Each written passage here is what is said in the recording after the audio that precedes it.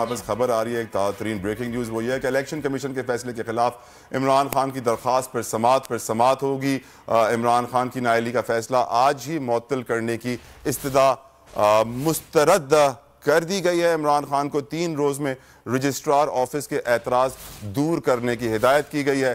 3 دن میں مصدقہ کہا گیا ہے کہ تفصیلات عدالت میں معاملہ دیکھ کر پھر ریمارکس دیے جائیں گے۔ عمران خان نااہلی کیس میں جلد بازی لے جائیں گے کہا جا رہا ہے اسلام آباد میں اس وقت۔ آپ کو بتائیں کہ اس وقت پی ٹی آئی کی جانب سے الیکشن کمیشن کے فیصلے کے خلاف درخواست دائر کی گئی تھی اور اس درخواست میں یہ استدعا کی گئی تھی کہ آج ہی فیصلہ سنایا جائے، لیکن وہ درخواست مسترد کر دی گئی اور بولا گیا کہ جو اعتراضات ہیں عدالت کے وہ دور کیے جائیں۔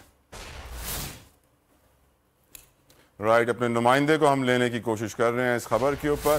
عمران خان کو الیکشن کمیشن آف پاکستان نے 5 سال کے لیے نااہل قرار دیا۔ توشہ خانہ کیس میں اس کے اوپر اس وقت اسلام آباد ہائی کورٹ میں درخواست دائر کی گئی ہے اور کہا گیا کہ آج ہی اس درخواست پہ فیصلہ سنایا جائے، لیکن پہلی رجسٹرار نے اعتراضات لگا کے وہ درخواست مسترد کر دی ہے اور بولا ہے کہ 3 روز میں وہ اعتراضات دور کیے جائیں اور پھر درخواست سننے کے قابل ہوگی۔